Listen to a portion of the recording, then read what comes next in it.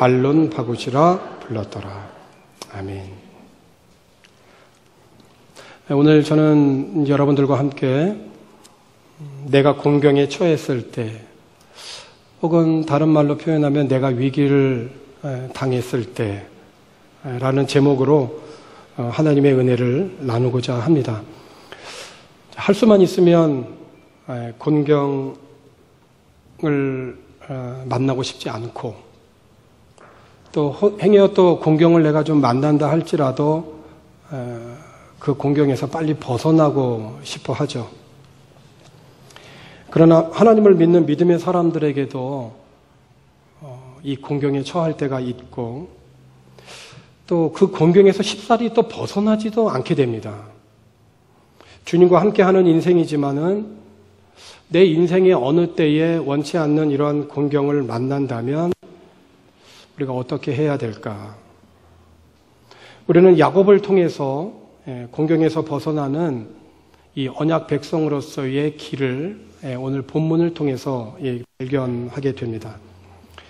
이제 본문에 야곱이라고 하는 사람이 나옵니다. 147년을 살았어요. 이 긴 나그네와 같은 인생을 살면서 여러 번의 이제 곤경을 당했죠. 이제 오늘 본문이 이제 그 상황입니다. 오늘 본문의 전후로 나타난 야곱의 곤경이 무엇이냐면, 그의 아들들 중에 시므온과 레위가 야곱 가문에 악취를 내게 하는 사건을 벌였습니다. 악취가 난다. 이거 제거해야 되죠. 그죠? 이런 악취를 풍기게 하는 이 악취는 드러내야 되는 거예요. 못 살잖아요. 그 악취 때문에. 근데 이 시몬과 이 레위가 이 야곱의 가문에 악취를 내게 하는 사건을 벌린 겁니다.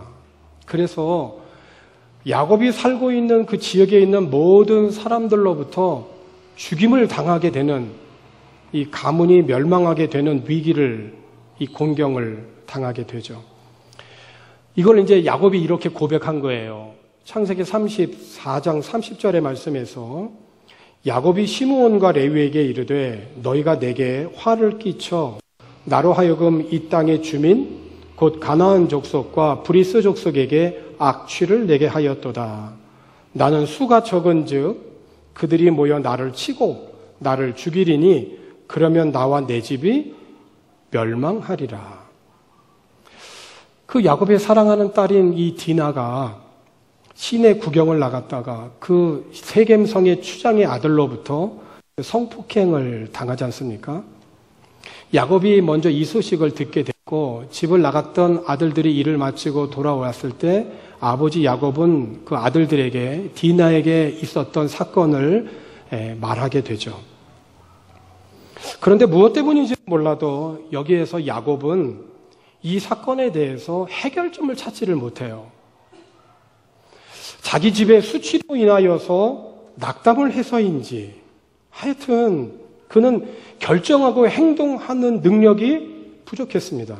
그런데 야곱의 이 아들들 중에 시므온과 레위는 달랐어요. 하나님의 자녀가 하나님을 모르는 이 사람들에 의하여서 성폭행을 당했다라고 하는 것은 견딜 수 없는 분노였던 거예요.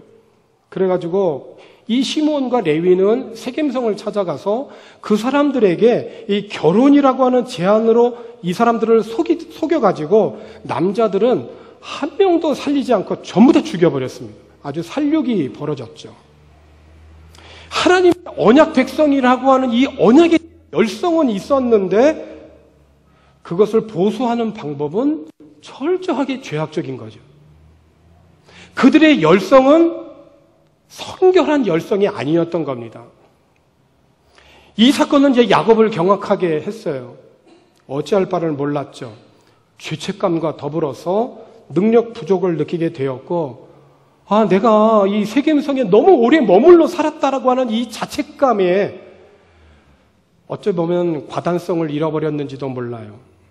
야곱은 디나가 성폭행을 당했을 때도 아무 말 잠잠했어요. 또 가나안 사람들의 결혼 제안을 수용한 그 아들들에 대하여서도 책망하지를 않았습니다.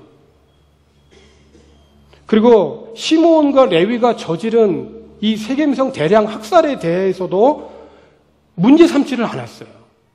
그런데 이제 이 세겜성 사람들의 주변에 있는 사람들로부터 나와 내 집이 죽을 것이라고 하는 이 곤경에 처했을 때는 아들들을 다 불러모아 놓고 책망을 한 겁니다. 너희들 때문에 내가 죽게 생겼다는 거죠. 결국 하나님께서는 이 야곱 아들들의 이 배신적인 행위를 통하여서 야곱이 그곳을 떠나도록 하셨어요. 하지만 그러기 전에 여러분, 야곱은 먼저 스스로 그 세겜 근처를 떠났어야만 했습니다. 일찍이 20여 년 전에 야곱은 형과 아버지를 속여서 축복을 가로챘죠. 그리고 형의 복수가 두려워서 삼촌의 집으로 잠시 피하기로 했는데 그 잠시가 20년이 됐지 않습니까? 그리고 20년이 돼서 이제 돌아오는데 결국에 두렵고 외로운 마음으로 삼촌의 집을 20여 년 전 향할 때 야곱이 해가 지자 돌을 베개 삼고 잠이 듭니다. 아버지로부터 축복을 받을 때는 중천에 뜬 태양같이 의기양양했을 야곱이 지금은 황량한 그런 저녁 같은 그런 초췌한 그런 도망자가 된 것이죠. 이미 축복받은 것마저도 물거품이 될지도 모른다라고 하는 그러한 마음들. 바로 그때 하나님께서 야곱의 꿈에 나타나셔서 이렇게 말씀하셨어요. 창세기 28장 13절 이하입니다. 또 본즉 여호와께서 그 위에 서서 이르시되 나는 여호와니 너의 조부 아브라함의 하나님이요 이삭의 하나님이라. 네가 누워있는 땅을 내가 너와 네 자손에게 주리니 네 자손이 땅의 티끌같이 되어 네가 서쪽과 동쪽과 북쪽과 남쪽으로 퍼져나갈지며 땅의 모든 족속이 너와 네 자손으로 말미암아 복을 받으리라. 내가 너와 함께 있어 내가 어디로 가든지 너를 지키며 너를 이끌어 이 땅으로 돌아오게 할지라. 내가 네게 허락한 것을 다 이루기까지 너를 떠나지 아니하리라 하신지라. 그렇습니다, 여러분. 야곱이 당한 이 곤경을 자세히 들여다보면 이 곤경은 스스로 자초한 거예요. 20년 전 거짓말로 아버지와 형을 속이고 형의 복수가 두려워서 도망가면서 그 두렵고 외로웠던 그 밤에 그 야곱에게 나타나셔서 말씀하심으로 하나님께 소원하고 약속했던 그 땅으로 진작 돌아갔어야죠. 디나의 사건이 있기 전에 그는 자기가 어디에 있는지를 파악하고 먼저 그 하나님과의 약속을 기억하고 돌아갔어야 돼요. 그런데 야곱은 베델이 아닌 이 세겜 근처에 너무 오랫동안 머무른 겁니다. 돌이켜보니 자기가 잘못한 게 많거든요. 야곱은 그렇게 해서 자신의 행동을 지금 자책하고 있는 겁니다. 이렇게 오랫동안 머물고 있는 세겜에서 하루라도 빨리 하나님이 약속하시고 자신이 소원했던 그 베델로 스스로 먼저 올라갔었어야 됐던 거예요. 그러나 언약의 백성인 야곱은 결혼을 대가로 세겜 땅에 안전하게 거할 수 있다라고 하는 인간적인 조건이 마련이 됐거든요. 내가 이 땅에 저들과 결혼하게 돼서 친인척 관계를 맺게 되면 이 땅에 안전하게 거하려 했던 인간적인 의도가 있었던 거예요. 하나님은 그걸 원하지 않으신 거죠. 하나님은 가나안 땅의 축복은 가나안 사람과의 결혼이라고 하는 인위적이고 인간적인 계산이 아니라 언약을 이루시는 하나님의 선물로 받는 것임을 그는 뒤늦게야 디나 사건을 통해서 깨닫게 된 겁니다. 그러죠? 언약 백성인 야곱이 곤경에 처하게 된 것은 위치 선정이 잘못된 거예요. 잘못된 자리에 가면 잘못된 길로 가는 겁니다. 시편 1편의 말씀을 보니까 악인들의 꾀를 따르다 보면 죄인들의 길에 서게 되고 죄인들의 길에 서다 보면 서는 곳으로 멈추지 않습니다. 그 자리에 아예 오만한 자리에 아예 앉게 된다. 이렇게 말씀하고 있죠. 언약 백성은 의인과 악인의 둘 사이에 걸쳐 있을 곳이 없는 겁니다. 죄의 속성상 당장 그 죄에서 돌아서지 않으면 그 죄의 자리를 쫓다가 나중에는 합리화하여서 주저앉아 버리다가 결국은 바람에 날려가는 겨와 같은 멸망의 자리로 가는 겁니다. 그래서 언약의 백성들은 항상 이렇게 물어봐야 되는 겁니다. 나는 지금 어디쯤 가고 있는가 하는 거예요. 이제 야곱이 공경을 벗어나는 길은 야곱에게 개입하셔서 하나님이 말씀하신 그 말씀에 순종하는 길 외에는 다른 대안이 없어요. 뭡니까? 베델로 올라가라는 거잖아요. 왜 베델이죠? 오늘 본문 1절에 있는 말씀을 보면 하나님이 야곱에게 이르시되 일어나 베델로 올라가서 거기 거주하며 그랬어요. 내가 내 형 에서의 낯을 피하여 도망하던 때에 내게 나타나셨던 하나님께 거기서 제단을 쌓으라고. 20년 전 형을 피해 도망하던 중에 야곱에게 나타나셨던 하나님께 다시 돌아가서 제단을 쌓으라고 하는 의미는 뭐냐면 하나님과의 관계를 다시 회복하라는 거예요. 하나님과의 친밀한 관계를 회복하는 것만이 너가 지금 공경에 처한 길에서 돌이킬 수 있는 대안이라는 거예요. 물론 20년 전 야곱의 신앙은 매우 조건적인 신앙이었어요. 하나님이 약속하신 대로 나의 길을 안전하게 지켜주시면 자신도 하나님의 전을 세우고 11조 드리겠습니다. 서운했잖아요.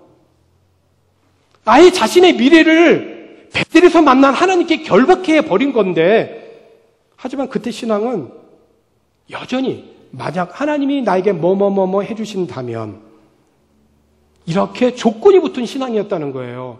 하나님이 나를 지켜주시면 내가 이곳에 단을 쌓고 하나님을 예배하고 11조를 드리고 하나님이 이렇게 해주시면 내가 이렇게 하겠습니다라고 하는 조건적인 신앙이었다는 거죠. 여러분, 이 신앙은 아직도 더 깨지고 변해야 될 모습인 겁니다.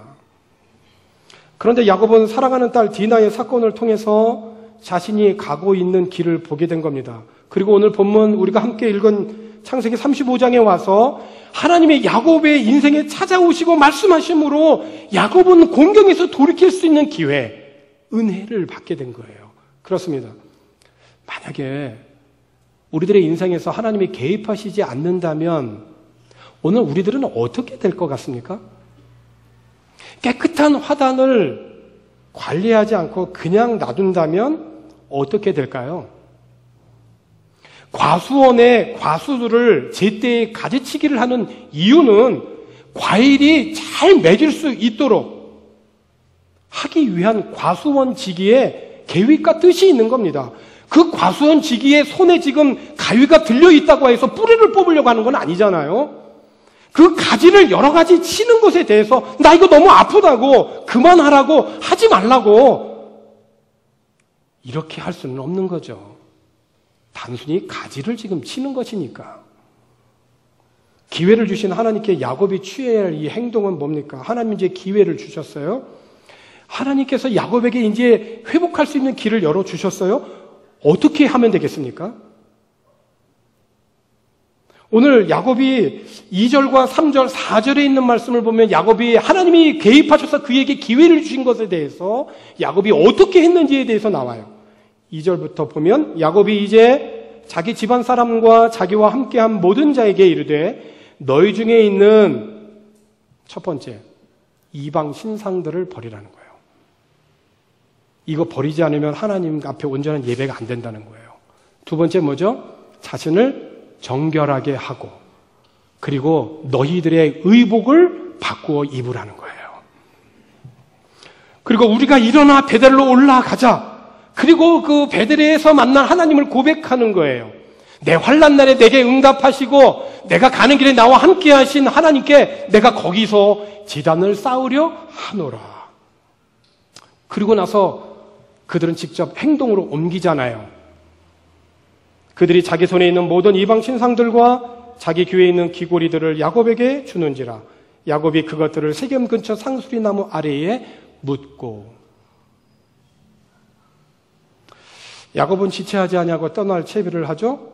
아브라함이 하란을 떠날 때 그건 문화와 단절하고 하나님만을 의지하였듯이 야곱도 모든 우상의 잔재를 청산합니다.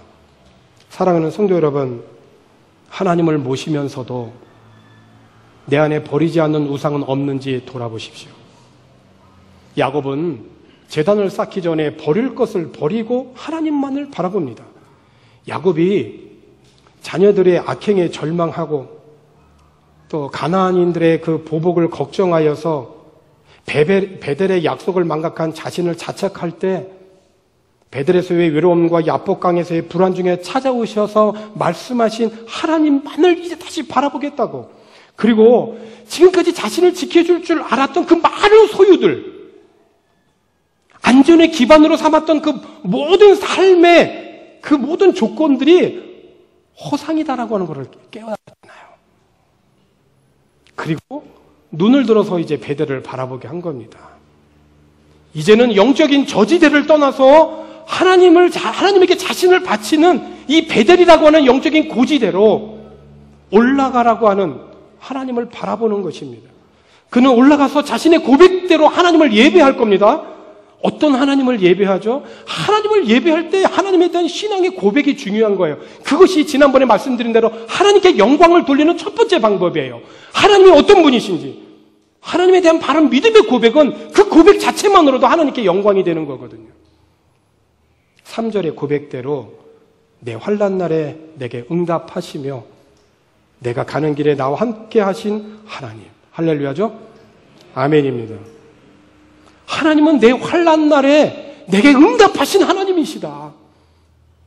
내가 가는 길에 나와 함께 하신 하나님이다. 이제는 조건적인 신앙이 아니라 하나님이 만약 뭐뭐뭐뭐 해주시면 나는 이렇게 하겠습니다라고 하는 조건적인 신앙이 아니라 이제는 어디에나 계시는 그 하나님 앞에 하나님이 원하시는 그곳에 내가 믿음으로 내가 살아가겠습니다. 고백하며 하나님을 예배하는 거죠. 야곱이 지체하지 아니하고 베델로 올라가기 전에 모든 우상들을 버리고 하나님 신앙을 다시 고백할 때 하나님께서 역사하셨어요. 그때 어떻게 역사하셨죠? 5절 말씀이죠. 그들이 떠났으나 야곱의 가족들이죠. 하나님이 그 사명 고울들로 크게 두려워하게 하셨으므로 이게 도대체 뭡니까? 야곱은 아까 전에 자녀들을 다 불러 모아놓고 너희들이 악취를 내게 했다. 우리는 적은데 저 사람들은 너무 많다. 이제 우리 집은 다 망했다라고 그렇게 고백했잖아요. 그런데 그가 결단하고 베델에 올라가서 하나님을 예배하기로 작정하고 우상들을 버리고 의복을 갈아입고 마음을 깨끗이 하고 다시 그들이 결단하고 떠났을 때 하나님이 그 주변에 있는 고을의 마을 사람들로부터 큰 두려움을 주셨다는 거예요. 그러니까 저 야곱을 지금 따라가면 내가 죽을 것만 같은 거예요. 저 사람을 따라가면 내가 지금 죽을 것만 같은 두려움이 확 임하니까 더 이상 따라갈 수가 없는 거예요. 그래서 5절 하반절에 있는 말씀대로 야곱의 아들들을 추격하는 자가 없었더라. 가면 죽는 거니까. 야곱이 베델에서 하나님을 예배할 단을 쌓음으로 서원을 다 이루고 난 후 하나님께서 그에게 나타나셔서 복을 주시거든요. 어떻게 복을 주셨죠? 내 이름을 다시는 야곱이라고 부르지 말고 이스라엘이라고 불러. 이미 야복강가에서 이름을 바꿔주셨는데 다시는 너 이름을 야곱이라고 부르지 마라. 이스라엘이라고 부를 것이다. 여러분, 야곱이 무슨 뜻입니까? 이름의 뜻이? 발 뒤꿈치를 잡는다라는 뜻이에요. 여러분이 아시는 대로 야곱은 쌍둥이잖아요. 쌍둥이로 태어났어요. 동생으로 태어났어요. 그런데 동생으로 태어날 때 형보다 먼저 나오려고 형의 발 뒤꿈치를 잡았다는 거예요. 뒤꿈치를 잡고 자기가 먼저 나오려고. 그러니까 태어날 때부터 이렇게 갈등이 있는 사람이었다는 거예요. 그래서 그의 인생을 보면 정말 사기꾼 같은 인생을 살았죠. 남 속이고. 아니, 아버지도 속이고 형도 속였잖아요. 그렇게 발 뒤꿈치 잡으면서 어떻게든지 복을 받고 살아가려고 했던 인생이 야곱이거든요. 그런데 하나님께서 너 이제 다시는 야곱이라고 부르지 마. 이스라엘이라고 해라. 내가 그렇게 부르겠다. 이스라엘이라는 뜻은 뭡니까? 하나님과 겨루어 이겼다. 여러분, 사람이 하나님과 겨루어 이길 수 있습니까? 하나님이 우리에게 져주시는 겁니다. 제가 아들하고 이렇게 가끔 어릴 때 이렇게 좀 실내 축구를 했거든요. 그럼 제가 져줍니다. 제가 실력이 부족해서? 제가 못해서? 아니죠. 그냥 아들을 이기게 해주는 거예요. 근데 가까스로 이기게 해줍니다. 10대 10골 먼저 넣으면 9대 한 7 이 정도까지 이기게 하다가 마지막 순간에 제가 져줘요. 져주는 거예요. 그래서 아들이 좋아하는 걸 보면 내가 졌는데도 그렇게 좋을 수가 없더라고요. 이제는 이기고 싶어도 못 이깁니다. 베델에서 이렇게 예배를 드리고 다시 집으로 돌아가는데 20년이 좀 넘어 걸렸거든요. 근데 너무나 그 길이 멀고도 험해요. 베델에서 예배를 드리고 집으로 돌아가는 이 길에서 야곱이 몇 가지 일을 더 만나거든요. 창세기 35장 11절과 12절에 있는 말씀을 보면 하나님이 먼저 약속을 하시는데 하나님이 그에게 이르시되 나는 전능한 하나님이라 생력하고 번성하라.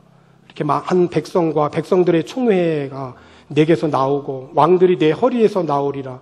내가 아브라함과 이삭에게 준 땅을 내게 주고 내가 내 후손에게도 그 땅을 주리라. 이렇게 회복시켜 주시고 참 그 야곱의 인생을 돌아보면 참 이렇게 파란만장한 삶을 살게 했어요. 근데 이게 돌아오는 길에 유모가 죽습니다. 참 케어했던 그 유모가 죽어요.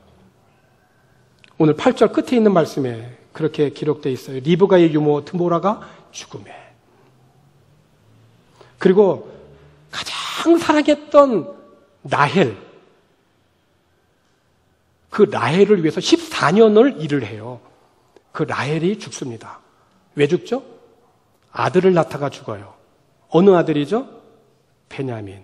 근데 이 라헬이 이 아들을 낳다가 그 산고로 인해서 죽잖아요.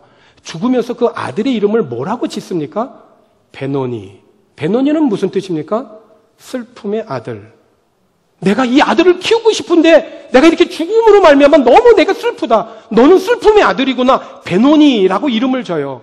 그때 야곱이 노하죠. 왜 그렇죠? 그는 베델에서 하나님을 만났거든요.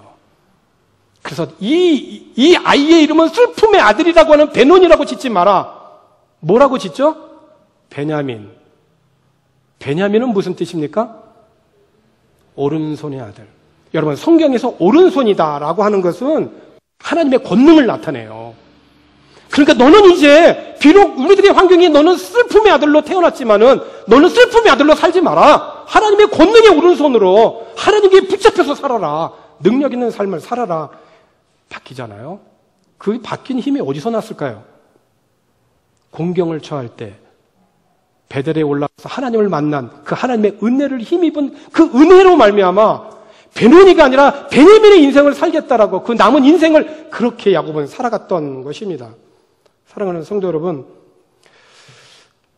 우리 모두 공경에 처할 때가 있습니다. 그런데 그 공경보다 우리 하나님은 더 크십니다. 그리고 그것을 손으로 바꾸시는 전능하신 하나님이십니다. 우리가 그 하나님을 아버지라고 고백하기 때문에 그 하늘 백성, 그 언약의 백성으로 살아가기 때문에 인간적인 방법으로 우리가 살아가기는 원치 않으세요. 더 이상 영적인 저지대에서 헤매지 말고 영적인 고지대로 올라가서 내 환난 날에 내게 응답하시고 내가 가는 길에서 나와 함께 하신 하나님 앞에 이제는 하나님이 원하시는 방법으로 믿음으로 살아라. 슬픔의 아들을 만난다 할지라도 더 이상 슬픔의 아들로 살지 말고 하나님의 권능의 오른손에 사로잡혀서 살아라고 하는 언약 백성으로서의 삶을 살라고 하시는 삶으로 일깨워 주시는 겁니다. 오늘 그런 믿음의 사람으로 여러분들도 당당히 살아가실 수 있기를 주님의 이름으로 권합니다. 하나님 아버지 감사합니다. 우리들이 원치 않는 공경에 처할 때 그 공경에서 허우적거리지 않게 하시고